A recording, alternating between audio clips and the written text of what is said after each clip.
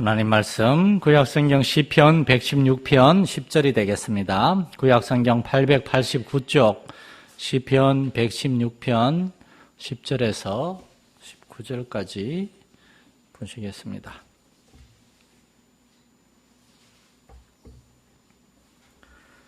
시편 116편 10절에서 19절까지 한 절씩 교독하겠습니다.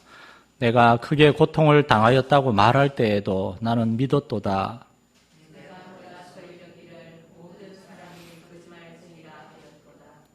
내게 주신 모든 은혜를 내가 여호와께 무엇으로 보답할까? 여호와의 모든 백성 앞에서 나는 나의 서원을 여호와께 갚으리로다.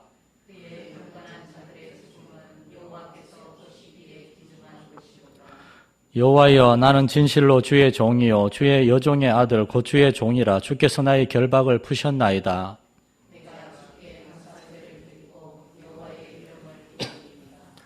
내가 여호와께 서원한 것을 그의 모든 백성이 보는 앞에서 내가 지키리로다.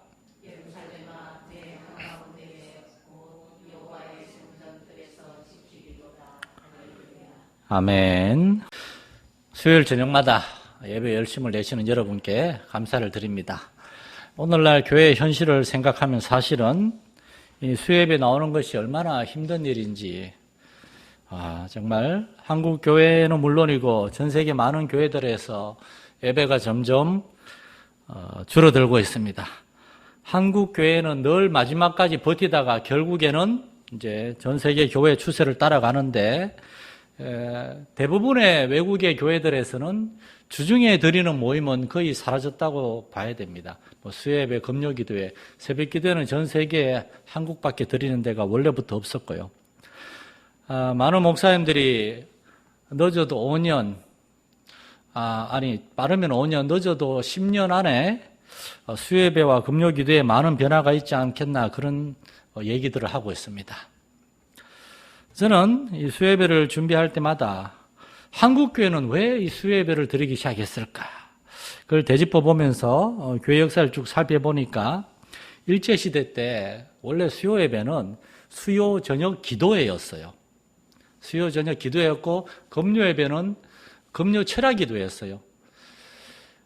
일제시대 때 성도들이 나라를 잃고 너무나 힘드니까, 매일 모이기는 힘드니까, 또 새벽 기도도 매일 가기 힘드니까 수요일날 저녁, 금요일날 저녁에 모여서 열심히 기도한 겁니다. 한 주의 중간에 다 같이 모여서 하나님께 기도하면서 그렇게 나라를 위해서 기도했던 것입니다. 그런데 이제 해방되고 6.25 끝나고 점점 사회가 발전하고 바빠지면서 성도들의 삶도 많이 바쁘고, 그러니까 점점 수요예배가 약화되기 시작했어요. 2000년도가 넘어서면서 수요예배만이 아니라 금요기도회도 약해지고 코로나를 지나면서 정말 수요예배가 확 꺾였습니다. 그러나 이 모든 외적인 이유들보다 저는 사실은 그 안에 영적인 이유도 있다는 생각이 듭니다. 결국은 말씀과 기도, 예배 중심의 그러한 교회에서 점점 사람 중심으로 바뀌게 되는 거예요. 이렇게 예배가 뭐가 그렇게 중요하냐, 주일 예배 잘 들으면 되지, 주중에 바쁘고 피곤하고 힘들 때 이렇게 좀 쉬야지, 이런 식으로 점점 사람들의 생각이 교회 안에 들어오게 된 겁니다. 오늘 예배에 나오신 여러분이 결코 다른 성도들보다 시간적인 여유가 많아가지고 여기 온 게 아닙니다.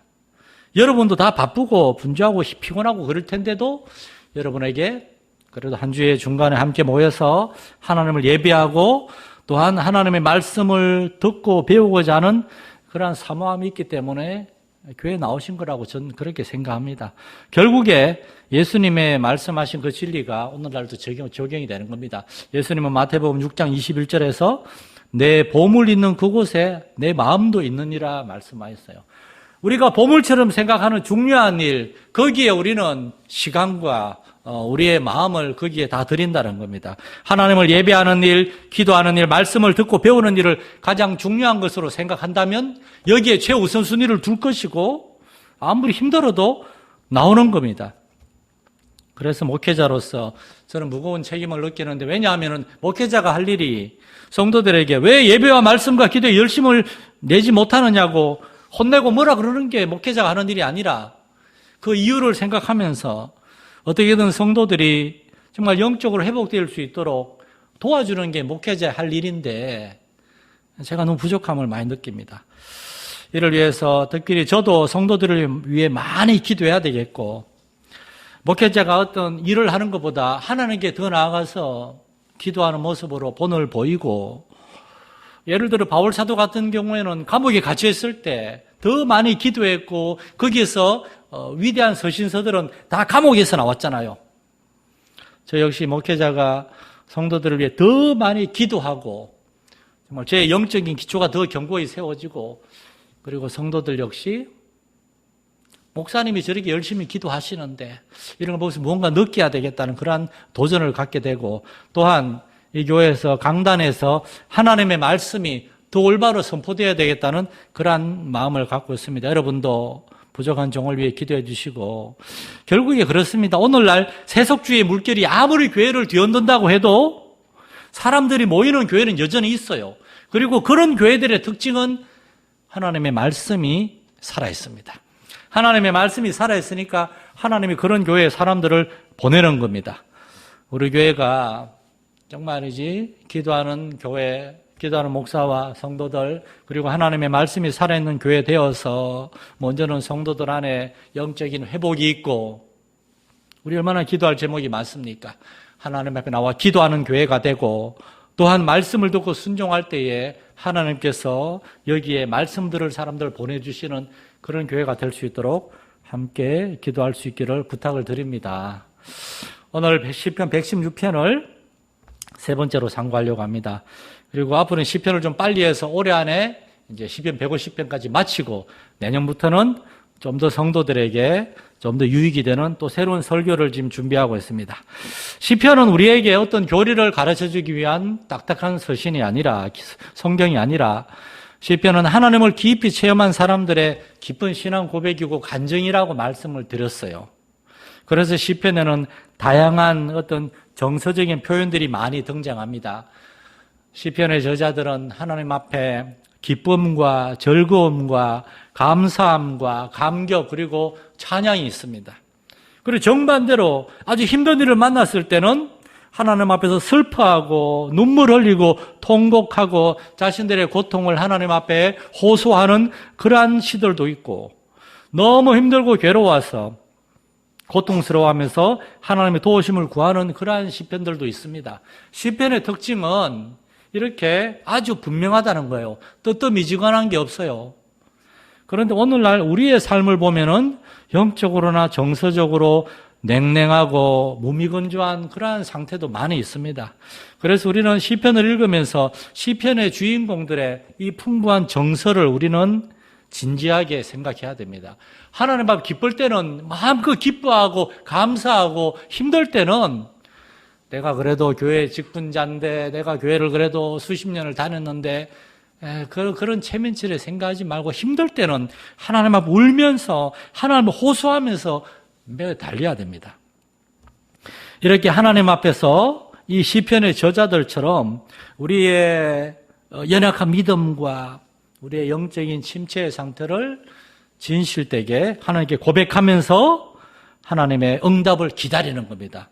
그때 시편 저자들은 하나님께서 그들에게 응답하셨고, 하나님이 그들의 삶 속에 실제로 일하셨다는 걸 우리에게 이야기하고 있습니다. 시편 116편도 그런 시편입니다. 10절, 11절을 한번 우리가 아까 읽었지만 보십시오. 내가 크게 고통당하였다고 말할 때에도 나는 믿었도다. 내가 놀라서 이르기를 모든 사람이 거짓말쟁이라 하였도다. 엄청난 고통을 당해서 그를 위로하고 격려하는 사람들한테 그만하시오. 다 필요 없어. 다 거짓말이요. 하나님은 나에게 응답하시지 않았어. 하나님은 나를 도와주시지 않았어. 그런 정도로 연약한 중에 빠진 적도 있다는 겁니다. 그럼에도 불구하고 이 시는 뭐라 그럽니까? 그런 때에도 나는 믿었다. 그럼에도 불구하고 나는 믿음을 믿음을 기억했다는 겁니다. 이 시인은 고통을 받았어요. 아주 힘든 일 때문에 너무나 괴로워서 사람들의 말이 위로가 안 되고 정말 오히려 자신을 더 힘들게 하는 그러한 일을 겪기도 했습니다. 여러분도 주위에 그런 사람을 종종 볼 때가 있지 않습니까? 어떤 교회 바깥의 일이나 교회 안의 일이건 어떤 어려운 일들로 인해서 시험에 들고 그 마음이 무너져가지고 예배 나오지 않고 사람들과의 교제도 힘들어하고 뭔 얘기를 해도 그 말이 위로가 안 되고 듣기 싫은 말로 되고 우리는 분명히 그를 안타깝게 여기고 사랑하는데도 거짓말이라 그러고 다 위선이라 그러고 이제 사랑하는 척하는 거라 그러고 그러면서 하나님 왜 나에게 이러한 어려움을 주신 겁니까? 하나님, 난 하나님께도 실망되고 사람들한테도 실망되고 정말 하나님 못 믿겠습니다라고 말하는 사람들이 우리 주위에도 있지 않습니까? 특별히 젊은 사람들 중에서도 젊은 사람들이 인생에 큰 어려움을 겪으면서 정말 많이 바쁘고 힘들겠죠. 그러나 또한 그들 안에 이 세상에 존재하는 어떤 악한 일들, 나쁜 일들, 자기들의 인생에 찾아오는 안 좋은 일들, 그러한 일들을 믿음으로 바라보고 극복하지 못하고 넘어져가지고 교회를 떠나고 교회 사람들에게 실망했다, 목사님들에게 실망했다 그러면서 교회를 떠나는 사람들, 그러한 젊은이들도 많이 있습니다. 그러나 여러분 생각해 보십시오. 우리의 삶 속에 아무런 어려움도 없고 이 세상에 아무런 나쁜 일도 없고 그렇다면 이 세상은 인간들의 세상이 아니죠. 하나님의 신들의 세상이죠. 우리 안에는 인간이기 때문에 연약함과 죄성이 있어요. 아담과 하와는 인간이었기 때문에 뱀의 이야기에 귀를 기울였고 가인도 마귀의 속삭임을 들었고 그러나 노아도 세상에 악이 관영할 때에 그러한 일들을 보면서 노아 같은 사람 하나님께 매달며 기도했어요. 요셉 같은 젊은 사람은 그 애굽의 노예로 팔려가서 형들에게 버림받고 아버지에 대한 원망도 있었을 것이고 주인 보디발을 위해서 최선을 다했으나 보디발의 아내가 거짓말을 했을 때 주인이 요셉의 말을 듣지 않고 보디발의 말을 들었을 때 요셉은 얼마나 상처를 받았겠습니까? 그럼에도 불구하고 요셉은 하나님께 대한 믿음을 잃지 않았어요. 오늘 10절의 시인의 고백처럼 내가 크게 고통당하였을 때에도 나는 믿었도다. 그럼에도 불구하고 나는 하나님을 신뢰했다는 겁니다. 많은 고통당하는 일이 있고 그로 인해 많은 사람들이 시험 들고 실족하고 예배 안 나오고 교회를 떠나가고 그럼에도 불구하고 어떤 사람들은 믿음을 지키고 하나님께 나아가서 매달리고 그렇게 해서 결국에는 하나님의 도우심을 경험하는 사람들이 있다는 겁니다. 여러분, 우리는 우리의 문제를 결코 우리 스스로 해결할 수 없습니다. 돈 문제건, 물질의 문제건, 건강의 문제건, 인간관계의 문제건, 그 어떤 문제들도 문제는 다 우리가 일으키지만 그 일을 해결하시는 분은 하나님밖에 없습니다. 그런데 불신자들은 자기들 스스로 그 문제를 해결해 보겠다고 막 애쓰다가 결국에 그런 문제투성이의 현실에 포기하고 낙담하고 에라 모르겠다 아무렇게나 살자 그렇게 되는 겁니다. 최근에 제가 어떤 아주 강경한 진화론자가 쓴 책을 몇 권을 읽고 있는데 거기에 아주 인상적인 문장이 하나 나오더라고요. 하나님 믿지 않는 한 불신자의 말입니다. 인생을 너무 선하게 너무 진지하게 살려고 고민하지 마시오. 우리 인생은 그러기에는 너무 보잘것없답니다. 이 얼마나 불신앙적인 인생관이요 세계관입니까? 인생은 별거 없다는 겁니다. 그냥 아무렇게나 살아도 되고 그냥 그날 하루의 순간의 쾌락과 즐거움을 추구하면서 살다가 죽는 게 인생이다. 이것이 하나님이 없는 사람들의 불신자들의 가치관이요 삶의 방식입니다. 인생에 대해서 미래에 대해서 영원한 삶에 대해서 아무런 기대감도 믿음도 소망도 없는 겁니다.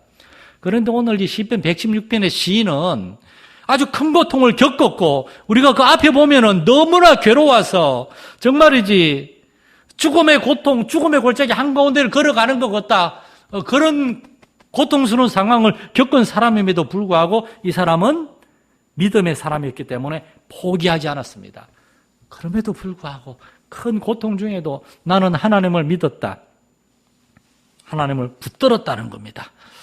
그러면서 이 시인은 그가 하나님의 무엇을 믿었는지에 대해서, 그가 그 고통 중에서 무엇을 붙들었는지에 대해서 우리에게 몇 가지를 이야기하는데, 첫 번째로는 그럼에도 불구하고 우리의 삶에는 하나님의 모든 은혜로 충만하다라고 이렇게 고백하고 있습니다. 하나님은 우리에게 은혜를 주시는 분이라는 겁니다. 12절에 내게 주신 모든 은혜를 내가 여호와께 무엇으로 보답할까?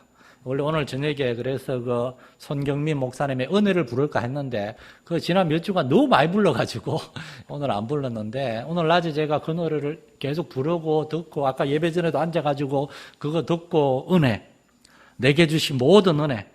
여러분, 우리의 삶에는 하나님의 은혜가 가득 차 있습니다. 여러분, 우리 최승원 사님이 서울에서 열심히 아기를 보다가 내려오셨는데, 이제 다음 달이면 다음 달 또 아기가 하나 태어날 거고, 아기가 태어났을 때 그 아기만이 아니라 우리 모두가 이렇게 가장 무기력하고 연약한 존재로 태어났습니다. 다른 짐승들은 태어나도 지가 알아서 자라요. 그런데 사람은 부모님이 사랑으로 길어주고 돌봐주지 않으면 살아날 수가 없습니다. 우리가 태어났을 때 하나님은 이미 우리에게 우리를 사랑하는 부모님을 허락하셔서 우리를 길러주셨어요. 무책임한 부모가 아이를 낳고 정말 화장실에 버리고 쓰레기를 버리고 쓰레기통에 버리고 그런 끔찍한 얘기를 우리가 얼마나 자주 듣습니까? 하나님께서 우리를 지켜주셨습니다. 우리가 자라는 동안 수많은 사건, 사고들과 질병들이 우리 주변에 만연해 있습니다. 그 가운데서 하나님은 저와 여러분을 지켜주셨고 우리의 사랑하는 사람들을 지켜주셨습니다. 하나님은 천사와 같은 사람들, 바로 전도자들을 여러분에게 보내셔서 또한 여러분을 하나님께로 인도해 주셨습니다. 아무리 복음을 전해도 듣지 않고 무시하고 하나님께 나오지 않는 그 완고하고 강박한 사람들이 얼마나 많습니까? 그런데 여러분은 하나님의 성령의 역사하심으로 여러분의 마음문을 열고 예수님을 받아들였어요. 하나님의 말씀에 귀를 기울였어요. 이것이 하나님의 은혜가 아니고 무엇이겠습니까? 그래서 우리도 시인의 고백처럼 나의 삶에는 하나님이 주신 은혜들, 정말 모든 것이 은혜라고 우리도 고백할 수 있는 겁니다. 그리고 중요한 거는 이것을 깨닫는 것, 이게 정말 하나님의 은혜고 축복입니다. 우리에게 이러한 놀라운 믿음과 깨달음이 있기를 축원합니다. 두 번째로 시인은 뭘 믿는가 하면은 하나님은 우리에게 모든 은혜를 주실 뿐만 아니라 우리의 기도를 들으시고 또한 응답하시는 살아계신 하나님이다. 그렇게 얘기합니다. 요즘 어떤 젊은 사람들이 그 기독교에 대해서 불만을 가지고 질문하는 것 중에는 아무리 교회 다니고 기도하고 신앙생활해도 하나님의 응답을 경험하지 못했다라고 얘기하는 걸 많이 들어요. 하나님이 살아계신 증거를 모르겠다. 여러분, 오늘 성경에 보면은 13절, 14절이 이렇게 되어 있습니다. 내가 구원의 잔을 들고 여호와 이름을 부르며 여호와의 모든 백성 앞에서 나는 나의 서원을 여호와께 갚으리로다. 그리고 17절에 가면 똑같은 구절이, 똑같은 내용이 살짝 다르게 나와요. 내가 주께 감사제를 드리고 여호와 이름을 부르리이다. 내가 여호와께 서원한 것을 그의 모든 백성이 보는 앞에서 내가 지키리로다. 여기에는 세 가지 동일한 패턴이 반복됩니다. 첫째, 내가 하나님의 이름을 부릅니다. 둘째, 하나님께서 응답해 주십니다. 셋째, 나는 하나님께 감사함으로 서원한 것을 지킵니다. 무슨 말인가 하면 이 시인은 정말 그리고 힘든 중에서도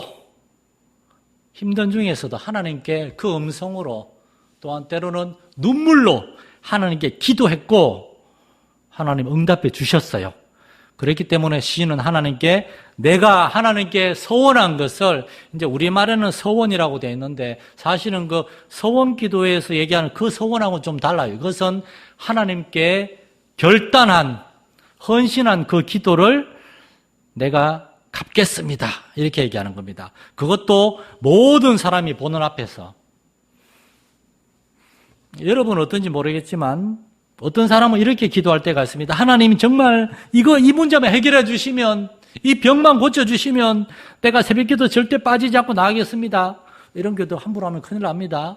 새벽기도가 절대 만만한 게 아니에요. 또 옛날에 어떤 사람은 하나님 내 기도 응답하시면 내가 목회자가 되겠습니다. 선교사가 되겠습니다. 그래서 나중에 후회하는 사람들도 있고, 하나님 나중에 하나님 응답해 주신다 하면 하나님 다 하시잖아요. 저는 그를 그릇이 못 되는 거 그러면 쓱 빠져나가고. 그러니까 서원은 사실 함부로 해서는 안 됩니다. 그런데 서원은 함부로 해서는 안 되지만 하나님 앞에 결단은 할 수 있어야 돼요. 새벽기도 한 번도 안 빠지고 그런 결단 말고 하나님께 정말이지 기도하는 삶을 살겠습니다. 하나님의 말씀 붙들고 말씀에 순종하며 살겠습니다. 살다가 보면 기도하고 싶을 때 기도해야 될 때가 있어요. 그때 기도하는 겁니다. 찰스 스펄전 목사님은 기도하고 싶을 때 하나님이 그런 마음을 주실 때 기도하지 않으면 불신앙이고 불순종이라고 그랬어요. 그리고 하나님의 말씀에 순종해야 될 때 왠지 뭔가 세상하고 적당히 타협하고 싶은 그러한 유혹이 있을 때 단호하게 끊어야 됩니다. 오늘 이 시인은 뭐라고 하는가 하면 모든 백성이 보는 앞에서 내가 하나님께 서원한 것, 결단한 것을 내가 지키겠습니다. 하나님을 믿는 나의 믿음, 하나님을 향한 나의 헌신, 그것을 내가 나 혼자 비밀스럽게 지키고 살아가는 것이 아니라 모든 사람들이 보는 앞에서 나는 그렇게 살겠다라고 얘기하는 겁니다. 물론 우리는 사람들 보라고 신앙생활을 하지는 않지만 우리가 정말 하나님을 믿고 사랑한다면 사람들 보는 앞에서도 우리의 믿음을 담대하게 고백할 것입니다. 얼마 전 어떤 한 젊은 형제와 대화를 나누는데 그 형제는 이제 40을 앞두고 있는데 20대 여러 친구들이 있었대요. 그 친구들이 그때 교회 열심히 다녔는데 지금 한 20년 가까이 지나서 만났는데 아직도 교회에 다니는 친구는 있지만은 믿음이 많이 약해져가지고 이 형제한테 너는 어떻게 아직도 교회 열심히 다니느냐라고 묻더래요. 그런데 이 형제가 그 친구들에게 자신 있게 대답을 못했답니다. 내가 하나님을 믿는 이유는, 내가 하나님을 사랑하는 이유는, 내가 주님의 날을 열심히 지키려고 하는 이유는 거기에 대해서 담대하게 대답을 못했대요. 가만히 생각하니까 자기도 그냥 습관적으로 오래 교회 다녔기 때문에 그냥 다녔지. 하나님을 향한 막 뜨거운 마음, 그런 마음이 자신에게도 없는 것 같더라는 거예요. 그러면서 이 하나님이란 존재, 이 기독교 신앙의 나의 삶에 이렇게도 미미한 것이었나, 그걸 깨닫고 굉장히 괴로워하더라고요. 여러분, 요즘 여러분들 만나면 사람들하고 무슨 얘기 나누십니까? 예수 믿는 사람들이 모이면 무슨 얘기합니까? 예수 믿는 사람들도 정치 얘기합니다. 경제 얘기합니다. 기름값 그런 얘기합니다. 세상의 어떤 여러 화두들 가지고 이야기하지. 하나님에 대해서, 하나님이 정말 내가 힘든 가운데 있는데 내가 하나님께 기도하는데 하나님이 나에게 믿음을 주셨고 나의 그 어려운 문제들에 하나님이 즉각적으로 확 변화시켜 준 건 아니지만 하나님이 일하셔서 조금씩 문제가 해결되어 있고, 엘리야가 기도했을 때, 갈멜산이 기도했을 때 한 번만에 비구름이 몰려온 게 아니잖아요. 7번 기도했을 때 손바닥만한 구름이 나타나서 점점 온 것처럼 계속해서 엎드렸을 때 하나님이 역사하셨다고. 내가 주일날 말씀을 듣는데 목사님 말씀을 통해서 내가 정말 나의 연약함을 깨닫고 내가 진지하게 나의 삶을 돌아보게 되었다고. 이런 간증이나 우리가 사람들 앞에서 이런 얘기 나눌 수 있습니까? 오늘날 기독교의 문제는 너무나 숨겨져 있다는 것입니다. 이 시인은 모든 백성 앞에서, 하나님의 모든 백성들이 보는 앞에서 나는 지킬 것입니다. 나는 고백할 것입니다. 사랑하는 성도 여러분, 오늘 이 시인의 담대한 고백과 간증, 그러나 그 이전에는 정말 어리고 힘든 가운데 하나님께 눈물로 기도하고 하나님께 매달리고, 그럼에도 불구하고 나는 하나님을 믿었다라고 고백하면서 참고 인내했을 때에 그런 마침내 하나님의 놀라운 은혜를 경험한 겁니다. 그때 우리도 내가 예수 믿는 것을 다른 사람이 모르게 하라, 그러한 신앙이 아니라 이 사람들은 이 시인처럼 모든 백성이 보는 앞에서 하나님이 내 삶에 모든 은혜를 부어주셨고 내 기도에 응답하신 것을 내가 고백하고 그 하나님을 내가 증거하겠습니다. 그렇게 하나님께 고백할 수 있고 사람들을 이야기할 수 있는 우리의 믿음과 헌신, 결단이 될 수 있기를 간절히 축원합니다. 살아계신 하나님 아버지, 오늘날 교회가 전도가 안 되고 사람들의 정말 이제 헌신과 예배에 대한 열심, 말씀에 대한 순종이 점점 약해지고 하나님 아버지, 그럼에도 불구하고 나는 깨어서 믿음 가운데 거하고 하나님께 기도하고 하나님의 말씀을 붙들이라 고백할 수 있는, 결단할 수 있는 우리 성도들 한 사람 한 사람 되게 하여 주옵소서. 그래서 하나님의 놀라운 기도의 응답을 경험할 때에 그 응답에 대해서 우리 가족들 앞에서, 우리 오이코스들 앞에서, 세상 앞에서 담대히 선포하고 간증할 때에 바로 거기에서 하나님의 놀라운 일하심을 경험할 수 있는 우리 성도들의 삶이 되게 해 주옵소서. 지금도 살아계시며 우리에게 은혜를 베푸시며 우리 함께 하시는 우리 하나님께 감사하며 우리 주 예수님 이름으로 기도드립니다. 아멘. 하늘에 계신 우리 아버지의 이름을 거룩하게 하시며 아버지의 나라가 오게 하시며 아버지의 뜻이 하늘에서와 같이 땅에서도 이루어지게 하소서.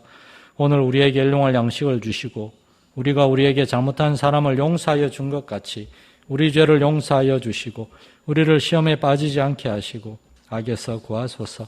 나라와 권능과 영광이 영원히 아버지의 것입니다. 아멘.